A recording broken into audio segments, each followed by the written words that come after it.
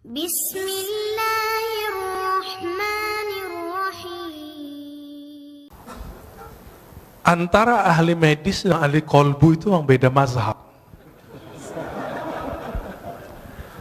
Tapi yang beruntung yang mengerti ilmu kolbu plus mengerti ilmu cara niup. Orang baca Quran niupnya bukan gitu Pak. Ada caranya. Mau diajarin Pak. Bahasa Arabnya yanfuth. Gitu beda. Itu bukan tiupan. Itu mindahin CO2 itu. Yanfuth itu tiupan yang tidak ada rasa geraknya. Gitu. Yanfuth. Mirip-mirip. Maka beberapa silat saya lihat itu dia punya latihan nafas. Tapi itu lebay juga ya. Ini nggak apa-apa juga sih. Gimana? Ternyata bukan hanya itu yang penting. Bapak kalau saya kirimin WA, saya bilang, Bapak hebat ya, ahli tahajud, mujahid fisabilillah, semangat Pak. Tapi saya bilang, cemen lo, soalim. Itu di WA. Kalau Bapak baca ada efek nggak? Ngefek ke badan nggak? Waktu pengurus diteror waktu 2 tahun lalu atau 3 tahun lalu, karena mencoba menetralisir kajian, itu WA bikin rusuh itu Pak, bikin gundah. Benar nggak? Kalimat-kalimat itu punya energi kalau dibaca, apalagi kalau dilafazkan, apalagi kalau dihembuskan. Kenapa? Karena energi-energi yang ada di situ dia bisa tersimpan. Coba lihat flash disk, dia bisa nyimpan data. Handphone bisa nyimpan data, maka semua benda-benda itu bisa nyimpan energi data-data itu. Semuanya bisa nyimpan data. Kenapa sendal Imam Ahmad itu bisa mengeluarkan jin? Seorang laki-laki datang, ya Ahmad, ya Aba Abdullah, anakku, putriku sering kesurupan, kayaknya dipaksa nikah kayaknya. Rata-rata kesurupan, survei kita 70%, survei langsung. Itu karena stres, ditekan. Di pesantren, kalau pesantrennya terlalu keras, kurang menikmati anak kita di kesurupan, Pak. Di asrama, di sekolah, apalagi dipaksa nikah sama, dipaksa kerjaan sama, atau lagi pergi berkemah itu ada tekanan.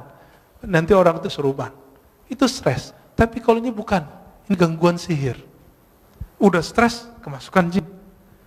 Apa katanya? Maaf saya lagi sibuk, ini sendalku, tolong bawa, ketuk aja kepalanya, jangan digambar gitu ya, ketuk kepalanya. Akhirnya dia datang, pulang, dia ketuk kepala si putrinya, langsung sembuh. Apa hubungannya sendal lama? Jadi ulama-ulama ahli kolbu itu untuk mengurus orang kesurupan nggak perlu baca ayat Pak, karena dibacain ayat jinnya juga hafiz. Diulang lagi hafalannya semua. Dia butuh memori kolbu yang tersimpan di situ. Maka caranya bukan dihembus, gitu Pak ya, ditiup. Ini saya tunjukin. Kita baca misalnya, Bismillahirrahmanirrahim. Gitu aja. Dia cuma transfer data aja.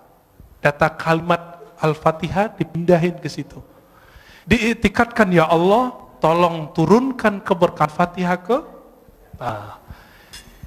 Abu Sa'id Al-Khudri udah bertahun-tahun diajarkan Al-Fatihah oleh Nabi. Tapi satu kali sebelum pulang, Nabi panggil, ya Abu Sa'id, nanti sebelum pulang kamu temuin saya.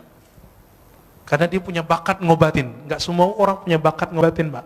Jadi Bapak ini kalau gak punya bakat ngobatin walaupun hafiz Quran, apalagi cuma hafil qul huwallahu ahad, jangan coba-coba ngeruqyah.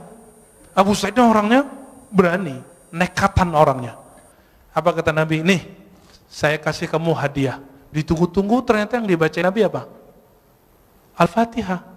Tapi baca Fatihahnya beda zauknya, beda waridnya, beda ahwalnya ketika baca Fatihah saat sholat. Saat sholat baca Fatihah itu isinya adalah khudu, kerendahan kolbu. Di saat ini ada zikir obat di situ. Muncul sebuah riwayat hadis dhaif. Al-Fatihah syifa'un min kulli da'. Fatihah itu obat segala penyakit. Hadis dhaif, tapi Imam Ibnu Qayyim, murid Ibnu Taimiyah, Imam Salafi mengatakan apa? Ini mujarab. Fatihah itu mujarab. Benar Pak, mujarab Pak. Cobain aja Pak. Terus gimana lagi setelah ditiup? Tutup dengan salawat. Allahumma shalli ala Sayyidina Muhammad wa ala ali Sayyidina Muhammad. Lalu minta doa, ya Allah, berkahi air ini, jadikan dia obat untuk tubuhku, badanku. Gitu Pak. Jadi jangan pindahin CO2-nya. Oke? Ya. Yang kedua, satu lagi aja. Tambuh. Tambuh cia. Begini Ustaz. Jadi di dalam kita menetralisir diri ini, kami sering praktik bahwa menangis itu adalah lambang kecengengan. Jadi kami berusaha untuk tidak menjadi orang cengeng bagaimanapun perasaan, untuk berusaha tidak menangis, sehingga memang sulit untuk menangis. Sedangkan dikatakan kamu membaca Al-Quran itu cobalah menangis, kalaupun tidak bisa menangis berpura-pura menangis. Nah, kontradiksi lagi. Bagaimana sih? Makasih. Hadis Iqra'ul Quran wabku alaihi fa illam tabku fatabaku. Itu hadisnya dhaif tapi boleh diamalkan. Bacalah Quran, menangislah. Jika kamu tidak sanggup menangis, maka kenapa susah nangis? Karena nggak pakai kolbu. Coba urus dulu kolbunya. Urus dulu kolbunya. Nanti Pak, kami 40 hari, saya cuma diizinkan sebelum maghrib baca Quran sama guru saya. Kamu obatnya sekarang kolbu dulu. Fatihahnya ayat yang lain nanti aja dulu. Dosisnya nanti. Maka saya dulu waktu umur 13 tahun, karena ada kewajiban sekolah harus hafal as-sajadah sebelum maghrib, saya baca as-sajadah, baca aja, tahu-tahu 40 hari udah hafal. Ketika selesai 40 hari, selesai zikir kolbu, saya baca Quran, baru di Bismillahirrahmanirrahim udah nggak sanggup baca lagi. Tersenduh-senduh, Pak. Cengeng nggak? Enggak. Saya saat itu merasakan yang ngirim Quran itu ngomong, lagi kirim. Di zaman-zaman dahulu, zaman-zaman masih pakai surat. Kalau orang rindu, maka dia bukalah surat yang ada di lemari, surat dari kekasihnya. Masih ingat nggak? Dibuka, beberapa orang nangis. Dulu saya masih ingat bapak saya pertama saya ke Jakarta, itu kirim surat, Ananda gitu ya. Itu surat saya simpen itu. Sekarang karena pindahan nggak tahu nih masih ada, kayaknya masih ada. Ya. Kalau saya rindu, dulu kan belum ada handphone seperti sekarang. Saya buka aja itu bisa nangis, Pak. Kalau surat dari ayah ibu bisa bikin nangis, bagaimana dengan Allah yang mewasiatkan untuk berbuat baik ke ayah dan ibu? Lebih nangis lagi. Nah, maka munculkan dulu zikir qalbunya, baru kita, inilah ayat pertama, Iqra bismi rabbik, bacalah nama Rabbmu. Jangan pakai dengan itu kalau bahasa Indonesia kesannya dengan nama, kesannya beriringan. Padahal bi di situ li taukid, bacalah benar-benar nama Rabbmu. Siapa nama Rabb kita? Allah, itu zikirnya. Allah. Terus semakin kuat menabung nama Allah itu, karena Allah itu besar, maka akan muncul tangis. Tangis itu enggak cengeng, Pak. Tangis itu satu tetesnya mampu memadamkan api neraka. Cengeng enggak? Yang cengeng itu nangis kemana-mana, enggak bisa memadamkan api neraka. Api kemarahan istrinya enggak bisa marah, Pak. Ya. Apakah itu cengeng? Tidak. Di Quran banyak sekali ayat-ayat yang menyebutkan salah satu ahwal para kekasih Allah adalah nangis. Ya bukun, ya, mereka nangis. Nah, bahkan ada sindiran orang yang suka ketawa. Ya. Tertawalah sedikit, nangislah banyak. Ada ayatnya. Ini terakhir, Pak. Imam Al-Hafiz Abdul Awwal Abul Waqt As-Sijzi Al-Harawi, guru dari Ibnul Jauzi, guru imam ahli hadis, pakar hadis palsu, didatangi oleh seseorang. Dia pengarang kitab Arba'un Al-Buldaniyah. Ketika dia datang, dia bilang, wahai tuan guru, Abul Waqt Abdul Awwal, aku sudah lama ingin ngaji kepadamu, dan aku beruntung dapat keberkahan semajlis denganmu. Mendengar itu, Imam Abdul Awwal langsung nangis. Apa kata beliau? Lau arafta, kalau engkau mengenal aku, mazurtani, engkau tidak akan ziarahi aku.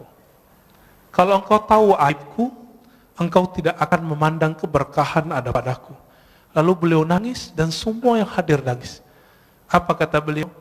Kami dapat hadis, ribuan kali dapat hadis, tapi kalimat yang barusan kami dengar lebih kami suka dari semua hadis yang selama ini kami dengar. Baru sebutkan hadis. Dikasih makan nggak mau makan beliau. Kenapa? Sudah nangis duluan. Jadi majelisnya ahli qalbu dari dulu itu nangis. Dan Imam Abdul Awwal ketika sakaratul maut, murid-muridnya ngumpul. Apa kata salah satu muridnya? Gurunya ini zikir dalam kalbunya, tapi muridnya nggak dengar. Kata si murid yang agak kurang sopan, si muridnya dapat hadis, lakinu mautakum la ilaha illallah, talkinkan orang yang sakarat la ilaha illallah. Wahai tuan guru, baca la ilaha illallah, kata si murid. Apa kata gurunya? Aku sudah di dalamnya, ngapain kamu tegur-tegur lagi? Aku lagi asik, jangan diganggu lagi. Lalu terus menyebut Allah, ya Allah. Dan ketika Allah itu terus dia baca dan belum meninggal dalam keadaan menyebut ya Allah. Udah. Inti la ilaha illallah di mana? Allah. Kalau enggak ada kalimat Allah, ada enggak la ilaha illallah? Nah, inilah talqin pertama yang saya dapat dari guru saya, Syekh Muhammad Nuruddin, yang tadi saya cerita di awal. Yang ketika beliau wafat jadi hujan lebat. Apa kata beliau? Zikir itu intinya satu, Allah. Kan semua zikir Allah melahirkan la ilaha illallah paling tinggi. Lalu bawahnya Allahu Akbar, lalu bawahnya Subhanallah, lalu bawahnya Alhamdulillah, lalu di bawahnya la haula wa quwwata illa billah. Semuanya Allah, Allah, Allah. Maka kalau zikir nggak ada Allahnya, zikirnya hampa. Maka mulai dari zikir kolbu, insya Allah kolbunya selamat. Nanti Bapak bisa nangis, Pak. Ya. Ada lagi? Ini khusus majelis senior nih ya, pantasan remisa buat majelis senior. Bismillahirrahmanirrahim. Ustaz. Ya. Assalamualaikum warahmatullahi wabarakatuh. Assalamualaikum warahmatullahi. Saya pagi ini dapat guru kolbu nih. Alhamdulillah. Ya, alhamdulillah. Guru Bapak di samping, Pak. Ini saya kenal beliau 40 tahun yang lalu, Pak. Yang ahli kolbu beliau, Pak. 40 tahun yang lalu bersama beliau saya. Alhamdulillah. Ustadz Siregar. Ya. Beliau masih bujangan waktu itu, Pak. Ya. Sekarang istrinya masih satu, Pak. Satu, alhamdulillah. Ya. Putranya satu. Tadi saya sempat ngobrol sama beliau, luar biasa. Tolong Pak, pada saat Pak Ustaz menemukan belajar kolbu itu, siapa cerminnya? Sekian. Wassalamualaikum warahmatullahi wabarakatuh. Ini tanya bertanya itu, Pak ya. Saya jawabnya dua. Tapi itu tergantung makomnya kita. Maka yang Bapak rasakan, yang guru Bapak katakan sebelumnya, itu belum tentu yang saya dapatkan. Oke? Kalau secara ilmu hadis, al-mu'min mir'atul li akhihi. Mu'min itu cerminan bagi saudaranya. Itu secara hadis. Tapi secara ilmu qalbu, cerminan hakiki itu adalah nur Muhammadiyah, nur Rasulullah sallallahu alaihi wasallam. Disitulah orang bisa bercermin. Orang bercermin ke Nabi itulah yang disebut bersanad. Kalau dia tidak punya cerminan ini, nggak punya sanad ini, dia tidak bisa memantulkan cahaya Allah tabaraka wa ta'ala.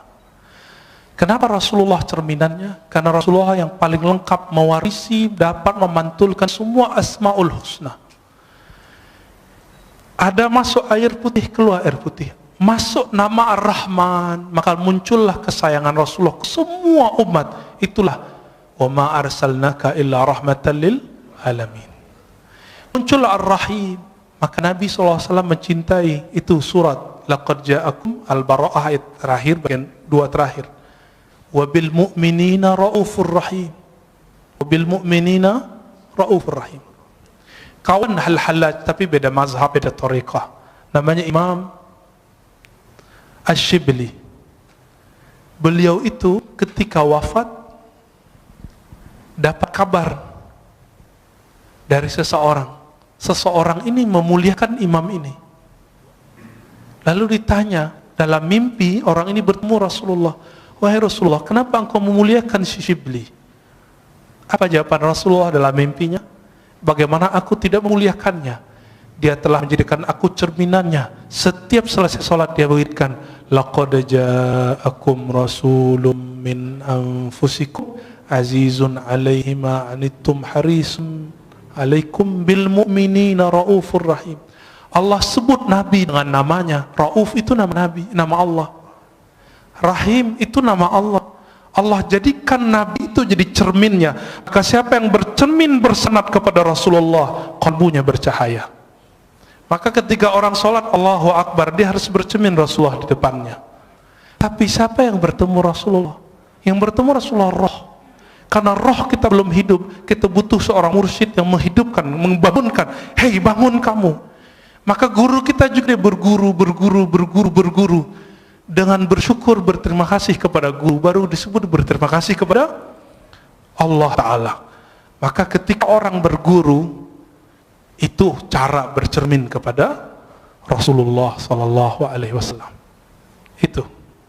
Itu yang saya dapatkan. Mungkin yang Bapak dapatkan, guru Bapak dapatkan beda, ya. Tapi kalau ilmunya dari Allah pasti sama. Pasti sama. Beda-beda ibarah. Ya, ya Ustaz, singkat aja. Okay. Assalamualaikum Ustaz. Terakhir Pak ya. Iya Ustaz, apakah betul Ustaz ya. Nabi Ibrahim alaihissalam itu dibakar? Kan sifat api itu diambil sama Allah menjadi dingin.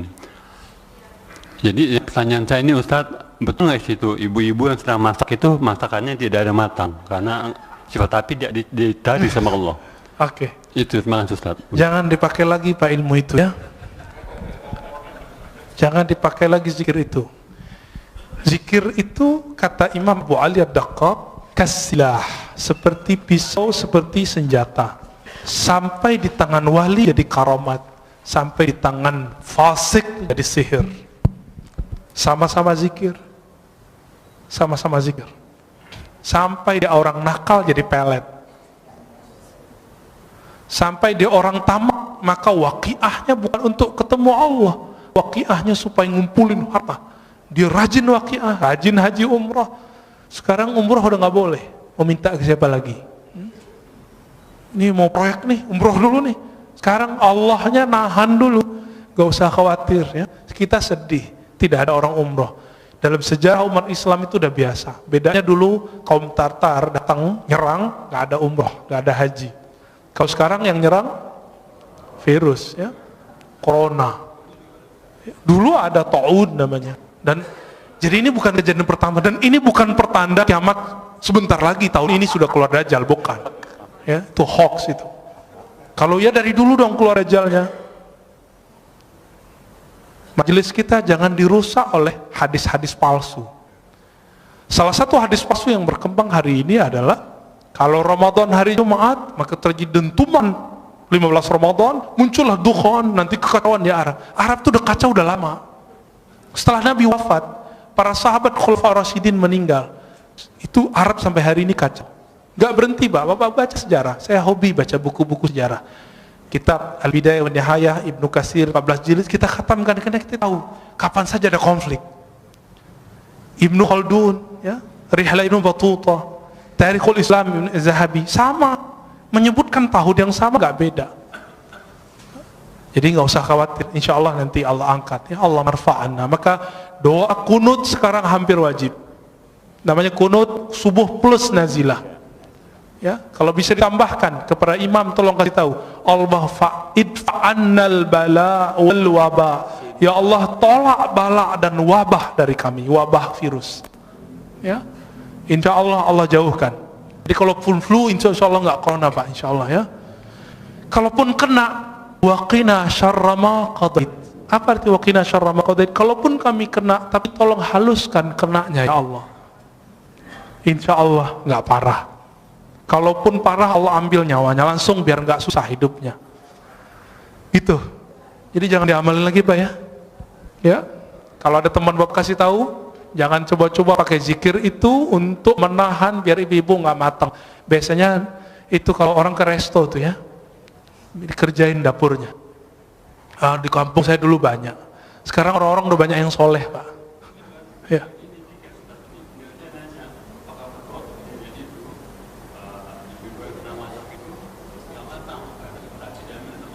Oh enggak, itu mah ngakal-ngakalin aja ya. Yang pasti di situ muncul kaidah Ahlussunnah. Apa kaidah dalam akidah Ahlussunnah? Api itu tidak membakar karena zatnya, tabiatnya. Karena hukum konstannya enggak. Tapi api itu membakar karena izin Allah. Apa kalimatnya? Ayatnya gimana Ustaz? Ya nar kuni bardan wa salaman ala Ibrahim.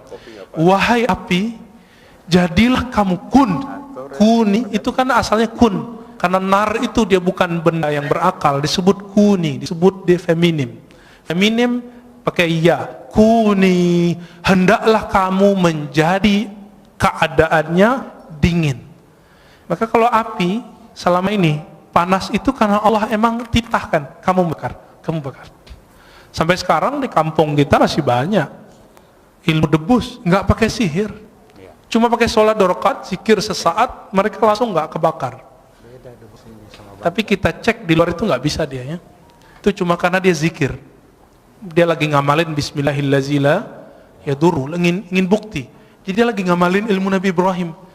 Ya Allah, saya pengen bukti kalau benar ayat ini, benar hadis ini, kalau siapa yang bersama Allah tidak ada yang menyakitinya, buktikan aku ambil api, jangan bakar diriku. Betul. Dan saya punya guru itu. Coba alhamdulillah ibu saya dulu larang. Almarhumah ibu saya mengatakan, kamu mau jadi apa? Gak usah belajar itu. Lalu ketemu guru kami yang lain, Maulana Kasril namanya, mau jadi emosional atau jadi penyabar? Saya jawab, ya penyabar lah. Kalau mau jadi penyabar, hindari ilmu-ilmu kebatinan, meskipun boleh secara hukum syariat. Maka saya nggak belajar ilmu-ilmu aneh, Pak. Ini belajarnya ilmu silat lidah aja. Ya, jadi tidak benar semua api saat itu cuma satu api, tidak semua api. Ya, siapa juga yang masak saat itu? Ya, ya itu khayalan orang lagi mentafsir. Tahir Pak Mirwan. Assalamualaikum warahmatullahi wabarakatuh. Assalamualaikum. Tadi Ustaz katakan Sayyidina Umar ya, minta kepada Bilal supaya azan mengingatkan kita kepada Rasulullah. Sallallahu alaihi wasallam. Kebetulan tadi juga imam kita Hasanuddin Sinaga jadi imam. Sinaga apa Siregar? Sinaga.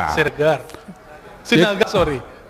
Kita rindu suara beliau ini. Karena tahun 97 dulu beliau ini imam di sini. Alhamdulillah.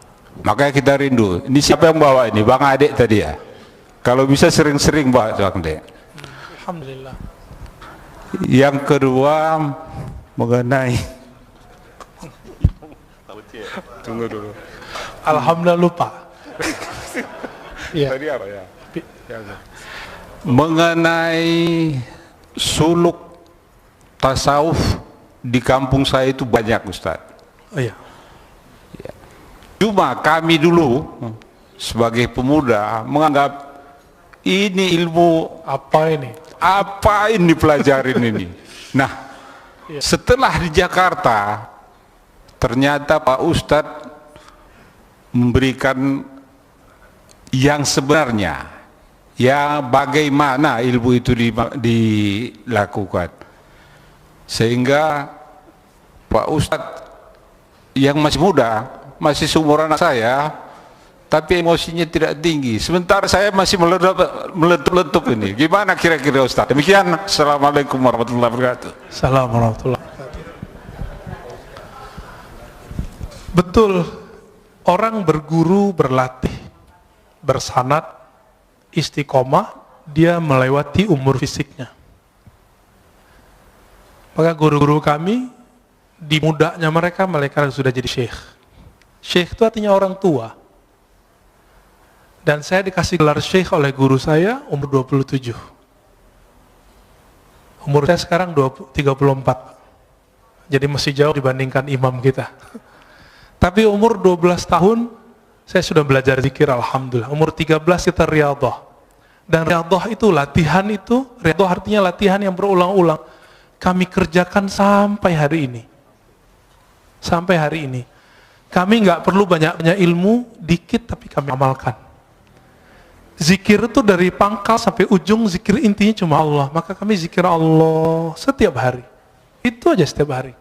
Guru saya mengatakan, hei, kamu mau bahas apa saja, semua wali zikirnya ini.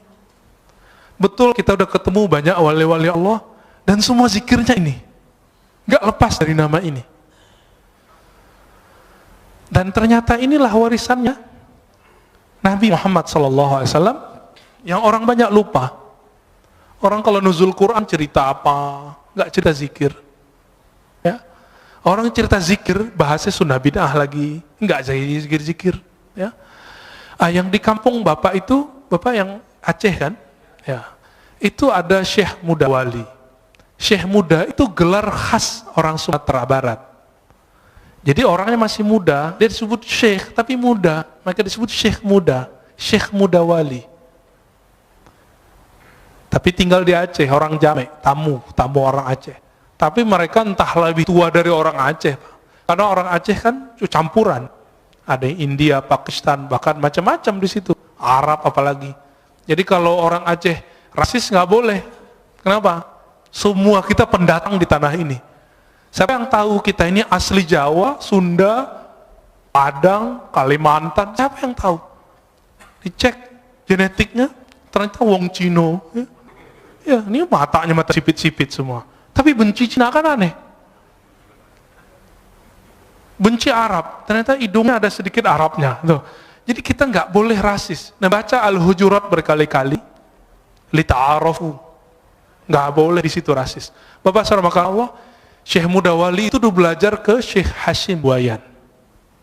Seingat saya ya, beberapa syekh-syekh yang lain, kemudian langsung ngambil ke Jabal Abi Qubais di Mekah. Jadi dulu orang kalau mau suluk, itu itikafnya 40 hari. Di sekarang yang jadi istananya raja, keluarga-keluarga pangeran itu. Depan Masjidil Haram itu ada Jabal Abi Qubais. Dulu di situ mereka latihan zikir. Semua tarekat di situ. Terakhir yang masih mengijazahkan tarekat di sana itu Syekh Muhammad Yasin Al-Fadani. Beliau menyimpan 66 tarekat. Bukan 40, 66 tarekat, dan masing-masing tarekat beda suluk. Nah, kembali ke yang tadi, ini kesimpulan kajian tadi. Kenapa tarekat itu banyak? Karena rahasia datang ke kolbu itu beda-beda. Warisan yang dia dapat dari Nabi pun beda-beda. Tapi zikir yang paling tua yang kami tahu cuma dua. Subhanallah, Allah, la ilaha illallah. Itulah kata Nabi Musa. Nabi Musa mengatakan, ya, ini sebagai ikhtitam kita, ya Rob, ajarkan aku satu zikir yang spesial. Apa kata Allah? Qul la ilaha illallah. Lalu kata Nabi Musa, ya Allah, ini kan zikir semua orang zikir ini. Apa kata kata Allah Ta'ala? Hei Adam, hei Musa, inilah la ilaha illallah, zikir yang dipakai oleh hamba-hambaku yang spesial. Yang dari dulu Nabi Adam sampai ujung nanti, akhir kenabian, akhir kewalian, semuanya zikirnya la ilaha illallah. Maka dikatakan dalam hadis tentang Mahdi, setelah selesai Mahdi meninggal, Nabi Isa wafat, zaman berubah. Orang hanya tahu satu kalimat, mereka nggak tahu lagi sholat, haji, umrah udah nggak tahu.